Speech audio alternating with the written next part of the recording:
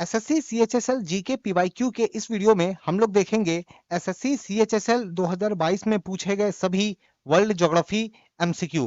तो स्टार्ट करते हैं, ये पार्ट 1 है। तो सबसे पहला एमसीक्यू है, what is the zone between Arctic circle and North pole called. तो देखो, हमारे अर्थ के ऊपर में हमने कुछ रेखा, कुछ जो लाइंस जो है उसको इमेजिन कर लिया है। सबसे पहले 0 डिग्री पे कौन सी लाइन होती है? इक्वेटर। उसके ऊपर जो है एक लाइन होती है कितना में? 23.5। इसे बोलते हैं क्या? ट्रॉपिक ऑफ कैंसर, है ना, कर्क रेखा। उसके ऊपर लाइन होती है 66.5 पे लाइन होती है, तो यहाँ पे आर्कटिक सर्कल वाली लाइन होती है। ठीक है, तो इसी तरीके से आप यहाँ पे देखोगे, नीचे भी देखोगे तो 23.5 में देखोगे कि आपको ट्रॉपिक ऑफ कैप्रिकॉर्न मिलेगा।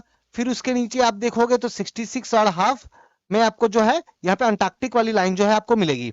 ठीक है, तो यहाँ पे क्या बोल रहा है कि जो आर्कटिक सर्कल और पोल, पोल तो यहाँ पे है, ठीक है, और आर्कटिक सर्कल वाली लाइन यहाँ पे है, तो इसके बीच का ये जो एरिया है, इस एरिया को क्या बुलाते हैं? तो इस एरिया को बोलते हैं फ्रिजिड जोन। देखो, फ्रिजिड जोन कौन कौन सा है मैं आपको समझाता हूं।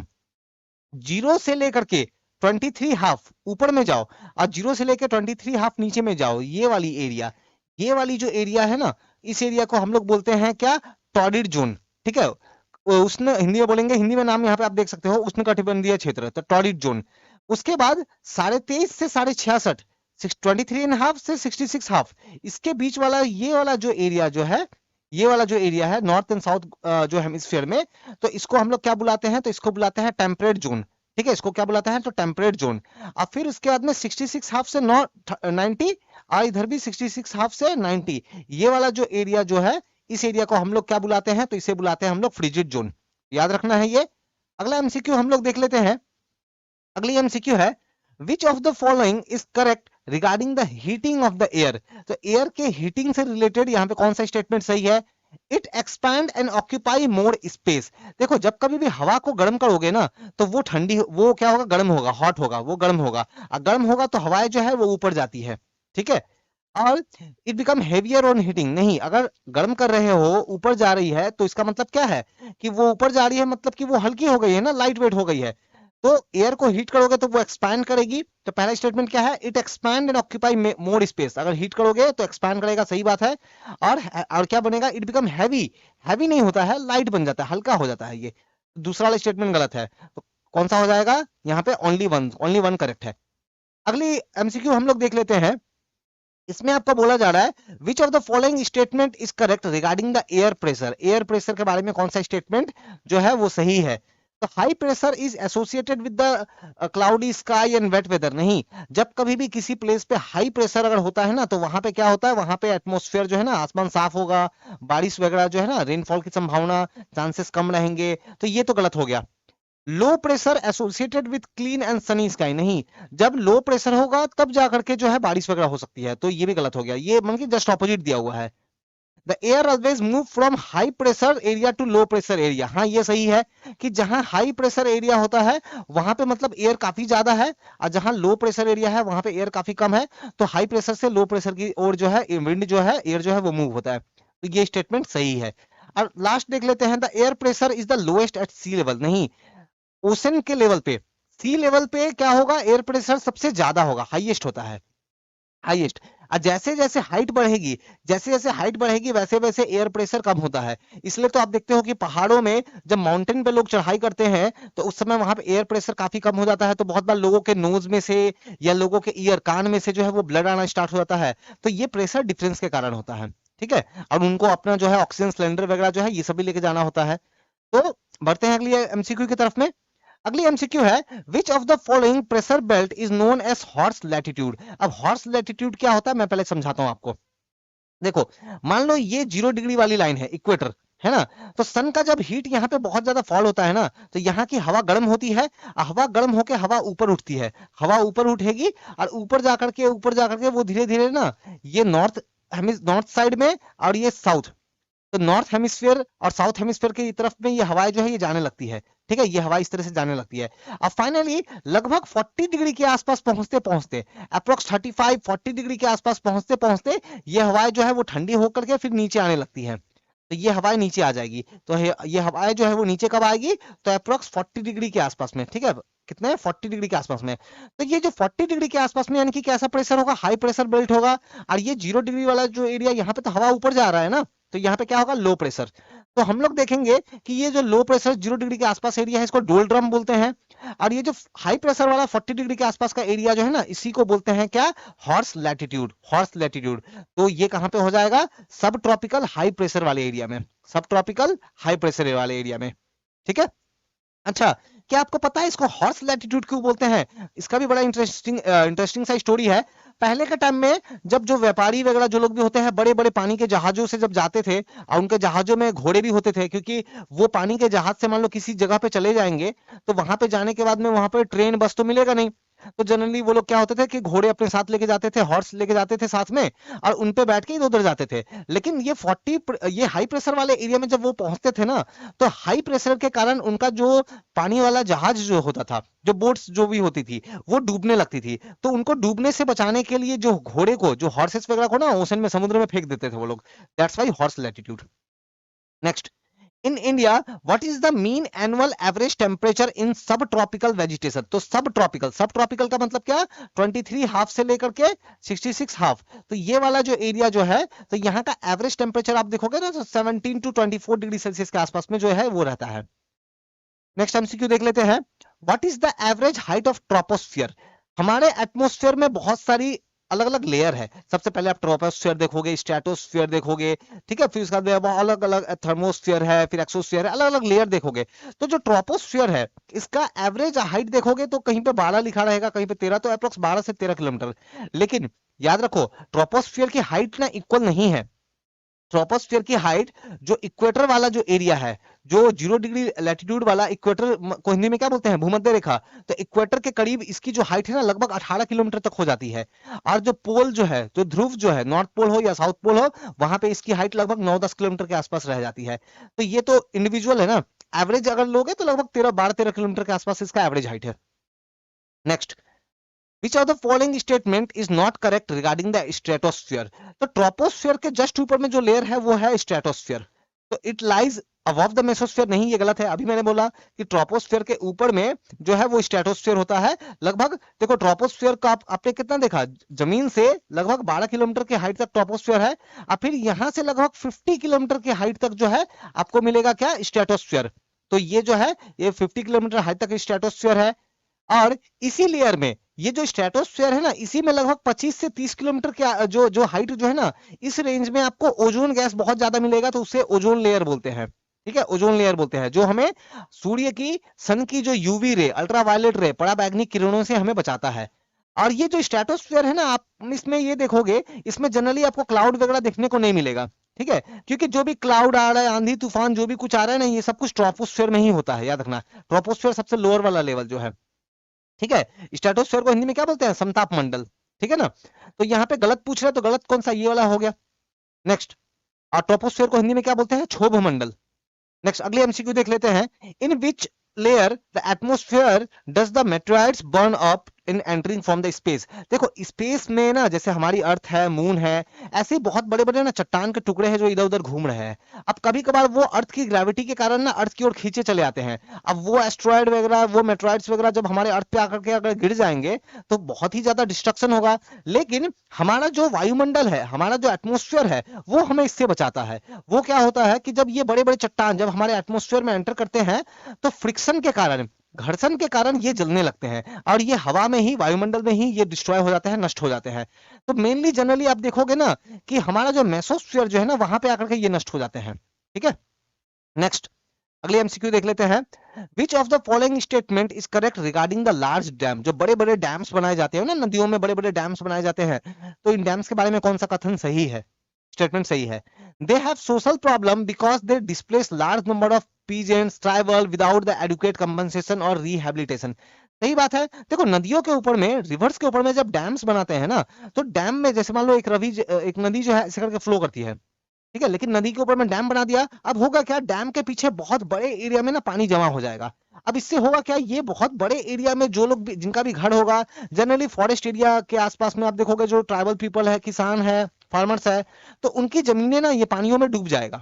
अब उनको अपना घर छोड़ना पड़ेगा, अपने खेत छोड़ने पड़ेंगे। अब फिर गवर्नमेंट जनरली उनको भरोसा देती है कि ठीक है हम लोग आपको कंपनसेशन देंगे, पैसे देंगे, लेकिन इसमें भी जनरली देखने को मिलता है कि काफी परेशानी होती है। ऐसा नहीं कि कंपनसेशन नहीं मिलता है, लेकिन बहुत बार प्रॉपर कंपनसेशन नहीं मिलेगा या काफी देरी होती है, तो ये सब प्रॉब्लम फेस किए जाते हैं। तो ये स्टेटमेंट सही है। दूसरा स्टेटमेंट क्या है कि they have environmental problem because they contribute enormous deforestation and loss of biological diversity. हाँ बिल्कुल सही बात है। जब डैम्स बनाए जाते हैं तो डैम के पीछे इतना सारा पानी जब जमा होगा तो उस एरिया का जो फॉरेस्ट वगैरह है वो तो डूब जाएंगे। तो मतलब वहां का जो बायोलॉजिकल डाइवर्सिटी जो है, वहां पे आप जो जैव विविधता जो है वो तो आप नष्ट कर रहे हो, या फिर वहां पे जो जंगल है वो तो आप नष्ट कर रहे हो। ये भी सही स्टेटमेंट है। तो दोनों ही सही बात है। ठीक है, अगली एमसीक्यू देख लेते हैं हम लोग। अगली एमसीक्यू है हायर अल्टीट्यूड में लगभग हमारे देखो अर्थ में आप देखोगे यहाँ पे 0 डिग्री आपको इक्वेटर मिलेगा ना, भूमध्य रेखा। उसके ऊपर में जाएगा तो 1 2 3 4 ऐसे करते कितने 90 डिग्री तक आपको जाएगा साउथ में, और नीचे भी 90 डिग्री जाएगा। तो लगभग 50 से 70 डिग्री के आसपास वाला जो एरिया जो है ना नॉर्थर्न हेमिस्फीयर में, तो यहाँ पे आपको ना कोनिफरस फॉरेस्ट मिलेंगे, है ना, कोनधारी वृक्ष मिलेंगे आपको। तो इनको क्या नाम से बुलाते हैं? तो इनको बुलाते हैं क्या? टैगा। टैगा। आप जनरली आप देखोगे ना कि वो रसिया जो कंट्री जो है, रसिया के इलाके में आपको काफी सारे ये टैगा जो फॉरेस्ट जो है वो मिलेगा। ठीक है, बाकी टैगा के ऊपर जब 50 to 70 डिग्री के भी ऊपर एकदम बर्फ वाली एरिया जहां पे बर्फबारी बहुत ज्यादा होती है, स्नोफॉल बहुत ज्यादा होता है, वो एरिया में फिर कौन सी फॉरेस्ट मिलेगी? तो वहां पे आपको टुंड्रा मिलेगी, मतलब टैगा से भी ऊपर, मतलब 80 डिग्री 85 डिग्री 90 डिग्री वाले एरिया के आसपास एरिया में आपको जो है वो टुंड्रा मिलेगा। ठीक है, अब वेल्ड जो है ना ये ग्रासलैंड है। ठीक है, ये एक घास का मैदान है। आपको आपको जहां कहां पे मिलेगा? तो अमेरिका में मिलेगा, ये सॉरी अफ्रीका में मिलेगा, ये अफ्रीका महादेश में मिलेगा। और लैनोस जो है ये भी एक घास का मैदान है, ये आपको साउथ अमेरिका कॉन्टिनेंट में मिलेगा। कहां पे? South America. साउथ अमेरिका के जो ऊपरी जो छोर है ना वहां पे, जहां वेनेजुएला वगैरह है, वहां पे आपको ये मिलेगा घास का मैदान। ठीक है, अगली एमसीक्यू देख लो। The wet temperate forest found between the height of dash metre. जो वेट टेम्परेट फॉरेस्ट है, पहले तो टेम्परेट फॉरेस्ट, ठीक है, कैसा? वेट वाला। तो जनरली कितने हाइट पे आपको ये मिलेगा? तो ये आपको मिलेगा लगभग 1000 से 2000 मीटर के हाइट पे ये मिलता है। ठीक है, 1000 से 2000 मीटर की हाइट पे ये मिलेगा। देखो हिंदी नाम ये सब आप देख लो। ठीक है, देखो जो भी हम लोग अभी देख रहे हैं ना ये सभी आपके एसएससी सीएचएसएल 2023 जीके प्रिपरेशन के लिए बहुत काम आएगा, क्योंकि ये सभी क्या है? एसएससी सीएचएसएल 2023 जीके है ना, जीके पीवाईक्यू आपकी है। बढ़ते हैं अगली एमसीक्यू की तरफ में। तो tropical grassland of Brazil is known as. तो ब्राजील कहां पे है? तो साउथ अमेरिका कॉन्टिनेंट में है। अब साउथ अमेरिका कॉन्टिनेंट में देखोगे तो आपको एकदम ऊपर वाले एरिया में ना आपको लैनोस मिलेगा। ये लैनोस जो है ना एकदम ये ऊपर वाले एरिया में मिलेगा। ठीक है, लेकिन ये तो वेनेजुएला में मिलेगा। यहाँ पे तो आपको ब्राजील पूछ रहे हैं ना, वेनेजुएला के आसपास मिलेगा। ब्राजील वाले एरिया में ना आपको कंपोस मिलेगा। ये कंपोस वाला जो है ना, ये कंपोस वाला जो है, कैंपस जो है ये ब्राजील वाले एरिया में मिलेगा। ठीक है, और उसके नीचे जो अर्जेंटीना का जो एरिया है, अर्जेंटीना भी उसी महादेश में है ना, अर्जेंटीना में आपको पंपास मिलेगा। अर्जेंटीना में आपको पंपास मिलेगा। और समाना जो है ये तो आपकी अफ्रीका में मिलेगी। ठीक है, अगली एमसीक्यू देख लो। Which of the following pair of the country name of the grassland is correct. तो कंट्री और ग्रासलैंड का नाम दिया गया है, बताना कौन सा सही है। अर्जेंटीना में पंपास, बिल्कुल सही बात है, अर्जेंटीना में पंपास मिलेगा। अब ब्राजील में स्टेप मिलेंगे, नहीं ब्राजील में अभी देखा ना कैंपस मिला था ना, कैंपस मिला था। ठीक है, तो कैंपस और स्टेपी जो है ना ये आपको एशिया में मिलेगा, एशिया में मिलेगा ये आपको। एशिया में जो टैगा वाला जो है, टैगा के नीचे टैगा जो है, देखो सबसे पहले नॉर्थ एकदम 90 डिग्री के वहां पे तो टुंड्रा है, उसके नीचे टैगा है, टैगा के नीचे आपको जो है ये स्टेपी घास के मैदान जो है ये मिलेंगे एशिया में। ठीक है, तो यहाँ ओनली वन करेक्ट होगा। ठीक है, देखो वीडियो पसंद आ रहा हो तो जरूर लाइक कमेंट और शेयर करो, क्योंकि वर्ल्ड ज्योग्राफी का ये बहुत ही दमदार एमसीक्यू हम लोग देख रहे हैं। What is the radius of earth. Earth की रेडियस, अर्थ की जो त्रिज्या जो है ना ये कितनी है? अर्थ को अगर आप अर्थ की स्ट्रक्चर देखोगे ना तो सबसे ऊपर में क्या है? क्रस्ट। सबसे ऊपर में क्या है? क्रस्ट। कितनी मोटाई है इसकी? तो 0 से 100 किलोमीटर के आसपास में मोटाई है। उसके नीचे आपको मेंटल मिलेगा। ठीक है, मेंटल कहां तक जाएगा? तो ये एकदम पतली सी क्रस्ट है। क्रस्ट के नीचे आपको लगभग 2900 किलोमीटर तक आपको मेंटल मिलेगा। और उसके नीचे मेंटल से एकदम सेंटर तक आप जाओगे तो आपको लगभग 6371 किलोमीटर आपकी जो होगी, तो यहाँ पे आपको कोर मिलेगा। ठीक है, तो क्रस्ट 0 से 100 तक है, फिर उसके 100 के नीचे 2900 तक, 2900 तक आपको मेंटल मिलेगा। और 2900 से नीचे आप जाओगे तो आपको वो क्रस्ट कोर मिलेगा। कोर में भी इनर कोर है, आउटर कोर है। ठीक है, इनर कोर लिक्विड है। ठीक है, और सॉरी इनर कोर जो है ना वो सॉलिड है, इनर कोर सॉलिड है। और आउटर कोर जो है ना, जो आउटर कोर है वो क्या है? वो लिक्विड है। ठीक है, नेक्स्ट अगली एमसीक्यू देख लेते हैं। In approximately how much time does Mars complete one spin on it axis. देखो दो तरीके का मोशन है हमारे प्लेनेट के केस में हम लोग देखेंगे, है ना। एक तो ये सन है, मान लो सन के चारों ओर चक्कर लगाना जिसको रेवोल्यूशन बोलते हैं, और दूसरा क्या होता है कि जहां खड़ा है अपने ही जगह पे चक्कर लगाते रहना, उसको रोटेशन बोलते हैं। ठीक है, रोटेशन। तो बता रहा है कि मार्स का जो रोटेशन का टाइम जो है ना ये कितना है, तो मार्स का रोटेशन का टाइम ना वो एक दिन है। इंडिया सॉरी, अर्थ का भी तो एक ही दिन है ना, अर्थ का भी तो 24 घंटे में होता है ना। ठीक है ना। तो मार्स का कितना है, लगभग एक दिन है। अब बाकी इसका देखोगे ना, मार्स के अलावा देखो मार्स अर्थ के बाद में अर्थ है, मार्स है, इसके बाद में आप जुपिटर का आप देखोगे, सैटर्न का देखोगे। ठीक है, तो जुपिटर, सैटर्न, यूरेनस, नेपच्यून, इन सब का देखोगे तो इन सब का एक दिन से भी कम है, एक दिन से भी कम है। जैसे इनका यूरेनस नेपच्यून का देखोगे तो 16 घंटा 17 घंटा के आसपास, 16-17 आवर के आसपास में है। जुपिटर सैटर्न का देखोगे तो लगभग 10 आवर के आसपास में है, क्या रोटेशन टाइम। ठीक है, अर्थ का मार्स का कितना है, एक दिन के आसपास में है, मतलब 24 आवर ना। अब फिर लेकिन अगर आप इसका देखोगे, आप अगर देखोगे मर्क्यूरी का और वेनस का, तो इनका काफी ज्यादा टाइम है। ठीक है, इनका जो ये रोटेशन का जो टाइम है काफी ज्यादा है, सबसे ज्यादा वेनस का है, याद रखना सबसे ज्यादा वेनस का है। नेक्स्ट अगली एमसीक्यू देखते हैं, which of the following planet is considered as the Earth twin planet. तो देखो सन से अगर आप देखोगे, मान लो यहाँ पे सन है, तो सबसे पहले आपका यहाँ पे मर्क्यूरी आ गया, वेनस आ गया, अर्थ आ गया, मार्स आ गया, है ना। तो यहाँ पे मर्क्यूरी है, वेनस है, अर्थ है, मार्स है। तो ये जो वेनस है, इस वेनस को बोलते हैं अर्थ का ट्विन।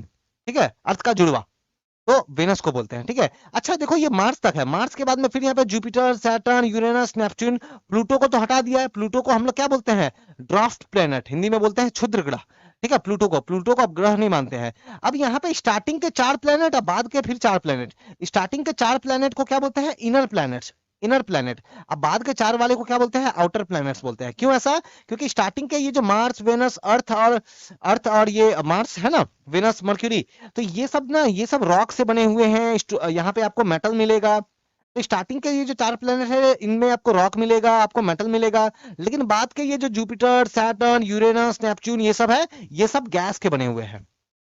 तो ये गैस वाले गैस के प्लेनेट है ये, और ये सब गैस के नहीं है, यहाँ पे प्रॉपर आपको रॉक मिलेगा। ठीक है, और इनके बीच में आपको बहुत सारे ना एस्ट्रॉयड बेल्ट मिले, बहुत सारे आपको ना, बहुत सारी चट्टान जो है मार्स और जुपिटर, मार्स और जुपिटर के बीच में, ये जो 4-4 प्लेनेट का ग्रुप है ना, इसके बीच में आपको बहुत सारे यहाँ पे चट्टान के टुकड़े जो है वो लगातार जो है सन के चक्कर वो भी लगा रहे हैं। ठीक है, तो ये इस तरह से मिलेगा आपको। Earth has been divided into how many time zone.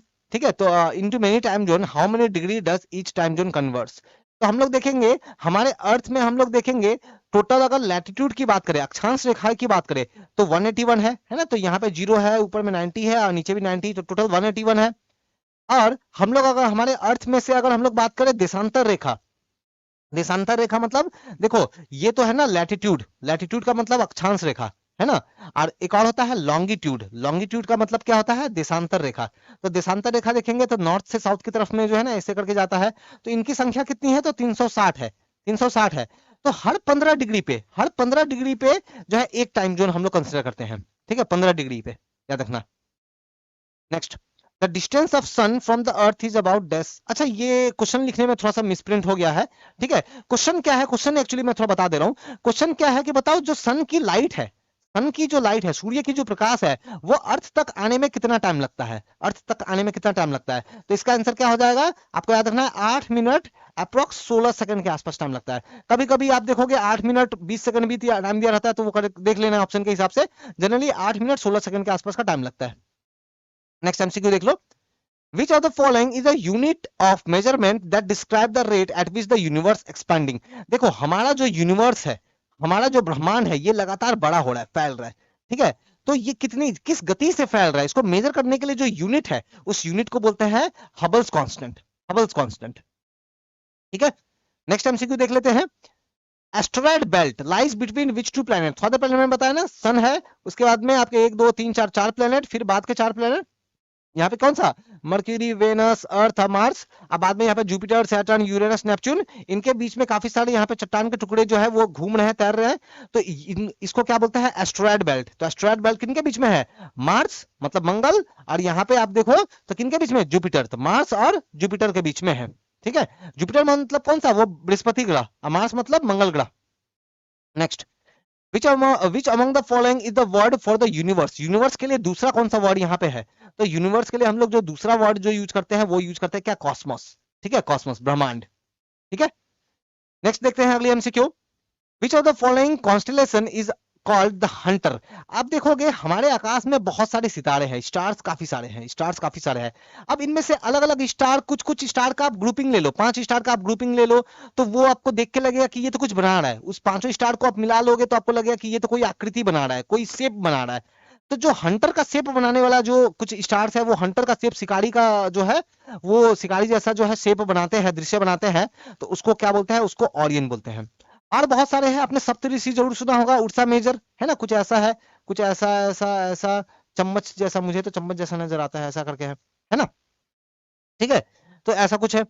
Next, on which of the following, इसके अलावा ये वाला देखोगे ना, ये कैसोपिया, ये देखोगे तो ये कैसा है? कैसोपिया पहला वाला, ये डब्लू जैसा है। डब्लू क्या, डब्लू बोलो या फिर एम बोलो, डब्लू या एम की आकृति का है ये। ठीक है, आकार का है। On which of the following two day does equinox fall? तो इक्विनेक्स क्या होता है? देखो, सन की जो लाइट अर्थ पे है ना, ये सालों भर through out the year equal नहीं होता है। ठीक है, सन में आप देखोगे, जो अर्थ पे देखोगे, जो 0 डिग्री वाला जो है, ये 2 डेट याद रखो, कौन कौन सा? एक है 21 मार्च, ठीक है, और दूसरा 23 सितंबर। तो 21 मार्च और 23 सितंबर को जो 0 डिग्री वाली जो लैटिट्यूड जो है ना, लैटिट्यूड जो है, भूमध्य रेखा, इस पे सन की लाइट डायरेक्ट आती है। मतलब 24 आवर का दिन और 24 आवर की रात होती है। ठीक है, मतलब नॉर्थ और साउथ में एकदम बराबर दिन रात होता है। ठीक है, ये 2 डेट को याद रखना, 21 मार्च और 23 सितंबर। इसके अलावा हमें पता है कि जो 23 डिग्री, 23 डिग्री जो नॉर्थ वाला जो है, इस पे सन की लाइट जो है कब फॉल होगी? तो 21 जून। तो इसका मतलब क्या है? 21 जून को नॉर्दर्न हेमिस्फीयर में, उत्तरी गोलार्ध में सबसे लंबा दिन होता है। 21 जून को कहाँ आता है? ट्रॉपिक ऑफ कैंसर में सन की लाइट डायरेक्ट आती है। इसके कारण जो नॉर्दर्न हेमिस्फीयर है, उत्तरी गोलार्ध है, यहाँ पे सबसे लंबी दिन होती है और सबसे छोटी रात। और साउथ हेमिस्फीयर में क्या होगा? जस्ट ऑपोजिट, उस समय सबसे लंबा रात होगा और सबसे छोटी दिन। और इसी का जस्ट ऑपोजिट होता है कब? जब यहाँ पे 22 दिसंबर को, ये 23 वाली जो लाइन है ना, साउथ में ट्रॉपिक ऑफ कैप्रिकॉन, तो 22 दिसंबर को क्या होता है कि यहाँ सन की लाइट डायरेक्ट आती है। उस समय क्या होता है? तो नॉर्थ गोलार्ध में, उत्तरी गोलार्ध में रात बहुत लंबी होती है, सबसे लंबी होती है, और दिन सबसे छोटा होता है। और लाइट कहाँ फॉल हो रहा होता है? तो ट्रॉपिक ऑफ कैप्रिकॉन। ठीक है, ट्रॉपिक ऑफ कैंसर मतलब कर्क रेखा, और ट्रॉपिक ऑफ कैप्रिकॉन का मतलब क्या है? विषुव। ट्रॉपिक ऑफ कैप्रिकॉन को क्या बोलते हैं? उसको मैं हिंदी नाम भूल रहा हूँ। ठीक है, ट्रॉपिक ऑफ, इसको तो ट्रॉपिक ऑफ कैंसर बोलते हैं, और इसे कैप्रिकॉन, कर्क रेखा, सॉरी कर्क रेखा, कर्क रेखा बोलते हैं इसे। ठीक है, नेक्स्ट, अगला अगला हम लोग जो है देख लेते हैं। नहीं, कैंसर नहीं, कर्क रेखा नहीं बोलते हैं। अच्छा, मैं हिंदी नाम भूल रहा हूँ, आप थोड़ा सा हिंदी नाम आप देख लो। ठीक है, 23 नॉर्थ, मैं लिख दे रहा हूँ, 23 नॉर्थ को ट्रॉपिक ऑफ कैंसर बोलते हैं, और 23 साउथ को क्या बोलते हैं? ट्रॉपिक ऑफ कैप्रिकॉन बोलते हैं। ठीक है, ओ हाँ याद अच्छा ठीक है, आप बेटर हिंदी नाम थोड़ा देख लो, मुझे ध्यान में नहीं आ रहा है। Next, which countries space agency has launch the project dart mission? तो डार्ट मिशन जो है वो कौन से स्पेस एजेंसी ने लॉन्च किया है? तो ये सब काम है ना नासा ही करेगा, है ना, तो नासा का मिशन है ये, यूएसए। डार्ट मिशन है क्या? हमारी अर्थ जैसे यहाँ पे है, हमारे पृथ्वी जैसे है, कल के डेट में हमारे आकाश में से कोई मान लो उल्का पिंड, कोई एस्ट्रॉयड वगैरह जो है, वो आकर के हमारी अर्थ से अगर टकरा गया, तब तो हमारा अर्थ का तो मतलब पूरा ही बर्बाद हो जाएगा, है ना, बहुत ही सारी मौतें हो जाएगी, बहुत ही बड़ा इशू हो जाएगा। आपको पता है ना कि डायनासोर की भी खत्म, एक थ्योरी ये है कि डायनासोर भी ऐसे खत्म हुए। तो अगर ऐसा फ्यूचर में कभी हो, फ्यूचर में कभी कोई बड़ा सा उल्का पिंड आकर के हमारी अर्थ से टकराने वाला हो, हमें पता हो, मान लो 6 महीने हमारे पास टाइम है, पता है, तो क्या करेंगे? बैठ के बस देखेंगे? नहीं। तो उसके लिए हमारा एक मिशन है, डार्ट मिशन। डार्ट मिशन क्या है कि हम लोग क्या करेंगे, हमारे हमारे अर्थ में से हम लोग कुछ स्पेस क्राफ्ट वगैरह भेजेंगे, जो जाकर के क्या करेगा, इस एस्ट्रॉयड से, उल्का पिंड से टकरा जाएगा, अपने आप को क्रैश कर देगा, टकरा देगा। इससे क्या होगा कि इसका रास्ता बदल जाएगा, हमारा अर्थ बच जाएगा। तो इसी से रिलेटेड ये मिशन है, डार्ट मिशन। अगले एमसीक्यू देखो, on which of the following date does summer solstice fall? तो समर सॉलिस्टिस कब होता है? तो ग्रीष्म ऋतु में आप देखो, जो गर्मी का जो टाइम होता है, उस समय 23.5 जो है ट्रॉपिक ऑफ कैंसर जो है, ट्रॉपिक ऑफ कैंसर में आप क्या होगा कि लाइट डायरेक्टली फॉल होती है, इसको समर सॉलिस्टिस बोलते हैं। और जब 22 दिसंबर को ट्रॉपिक ऑफ कैप्रिकॉर्न में जब लाइट फॉल होती है, तो उसको क्या बोलते हैं? तो विंटर सोल्स्टिस बोलते हैं। क्या बोलते हैं? Winter solstice. याद रखो, 21 जून, 21 जून को 23.5 north tropic of cancer, summer solstice, और 22 दिसंबर को 23.5 साउथ वाला, सदर्न हेमिस्फीयर, है ना, winter solstice. Next, which of the following is not a type of a solar Eclipse. तो सूर्य ग्रहण जो है, सोलर इक्लिप्स जो है, ये इसमें से कौन सा इसका टाइप नहीं है। तो सूर्य ग्रहण एक तो होता है कंप्लीट, टोटल, मतलब पूरा का पूरा सूर्य ढक गया। पहले तो सूर्य ग्रहण होता क्यों, थोड़ा ये चलो समझते हैं। ये यहाँ पे सन है, यहाँ पे मून है, ठीक है जी, ये सन है, ये मून है, और ये हमारा अर्थ है मान लो, ठीक है। अब ये मत बोलना सर सन ही छोटा दिख रहा है अर्थ बड़ा दिख रहा है, ठीक है। तो अब देखो, जब सन और सन के बीच में और अर्थ के बीच में जब मून आ जाएगा, तो मून का जो परछाई जो है, मून का जो शैडो जो है हमारे अर्थ के एक जगह पे पड़ेगा। तो यहाँ पे देखोगे, ये वाला जो एरिया है ना, यहाँ पे बहुत ही कंप्लीट जो है ना शैडो आएगा, छाया जो होती है ना वो आएगी, ठीक है। तो ये वाला एरिया, और एक और एरिया होता है जहां पे मून का छाया तो आएगा लेकिन हल्का हल्का आएगा, थोड़ा थोड़ा आएगा। तो जहां पे मून का छाया पूरा आ रहा है, बहुत ज्यादा आ रहा है, कंप्लीट है, तो उसको बोलता है नुम्बरल, ठीक है। इसको क्या बोलते हैं, ये वाला एरिया को क्या बोलता है, नुम्बरल, ठीक है। नुम्बरल मतलब यहाँ पे आप वर्ड देख लो, है ना, न्यूम्बरल, न्यूम्बरल। और जहां पे छाया थोड़ी थोड़ी आ रही है, पार्शियल शैडो आ रहा है, उसको क्या बोलता है, पीनुम्बरल। तो वो एरिया को पीनुम्बरल बोलते हैं, ठीक है ना। नाउ अब होता क्या है, जहां पे न्यूमरल है वहां से आपको क्या नजर आएगा, तो वहां से आपको टोटल सोलर इक्लिप्स नजर आएगा, मतलब सूर्य पूरा का पूरा ढका हुआ होगा, पूर्ण सूर्य ग्रहण नजर आएगा, ठीक है। और ये जो बाकी जो ये साइड वाले एरिया जो है ना, यहाँ पे आपको पार्शियल नजर आएगा, मतलब सूर्य जो है आधा कटा हुआ जो है वो दिखाई देगा, ऐसा होगा। तो वहां पे पार्शियल, तो टोटल समझ में आ गया, पार्शियल समझ में आ गया। अब एनुअल क्या है, देखो कभी कभी क्या होता है कि ये जो न्यूमरल वाली जो शैडो जो है, जो न्यूमरल वाली जो शैडो है ना, अर्थ में आने से पहले, वैसे यहाँ पे मून है तो, और यहाँ अर्थ है, तो ये जो शैडो है ना अर्थ में आने से पहले ही यहाँ पे कहीं पे मिल जाती है। तो पार्शियल वाला तो आ रहा है, पार्शियल वाला तो अर्थ में आ रहा है, लेकिन ये जो बीच वाला जो न्यूमरल वाला जो है ना, ये अर्थ में फॉल होने से पहले ही यहाँ पे आता है, यहाँ पे मिल गया। तो एज अ रिजल्ट ऐसे केस में हमें क्या होता है कि ये सन है, और सन के ही ऐसे करके मून है, तो हमें ना सूर्य ग्रहण कैसा दिखाई देता है, एक रिंग की तरह, है ना, एक छल्ले की तरह दिखाई देता है, रिंग की तरह दिखाई देता है। तो वैसे वाले को बोलते हैं एनुलर बोलते हैं, ठीक है। तो कौन सा इसमें सूर्य ग्रहण है, एनुलर वाला है, पार्शियल है, टोटल है। ये न्यूमरल जो है ये तो नहीं है, ये तो शैडो के लिए यूज कर रहे हैं ना, शैडो, छाया के लिए। नेक्स्ट, अच्छा तो यहां तक हो गया। तो ये हमारी कुछ चैनल है, class oxide study, class oxide current affair, class oxide English, इसको चेक करना बिल्कुल ना भूले। हमने क्या करा, तो आपके एसएससी सीएचएसएल जीके पीवाईक्यू, है ना, एसएससी सीएचएसएल जीके पीवाईक्यू क्या कहा, तो एसएससी सीएचएसएल 2022 में पूछे गए सभी वर्ल्ड ज्योग्राफी एमसीक्यू का पार्ट 1 हमने देख लिया। पार्ट 2 में लेके आऊंगा, और पार्ट 2 में जो रिमेनिंग क्वेश्चन है वो कवर करूंगा। वीडियो पसंद आया तो लाइक कमेंट और शेयर करें, और जैसे मैंने अपना दूसरे चैनल्स के बारे में बताया, उन चैनल्स को चेक करना बिल्कुल ना भूले। Thank you.